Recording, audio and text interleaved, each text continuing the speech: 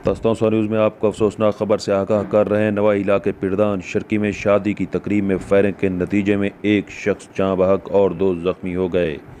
अहम खबर से आपको आगाह कर रहे हैं। नवाई इलाके पिरदान शर्की में गुज़श्ता रात शादी की एक तकरीब में फायरिंग के नतीजे में एक शख्स मोहम्मद याकूब ज़िंदगी की बाजी हार गया, जबकि 2 अफराद शदीद ज़ख्मी हो गए। रेस्क्यू 1122 ने ज़ख्मियों को फौरी तौर पर तहसील हेडक्वार्टर अस्पताल तौसा मुंतकिल कर दिया।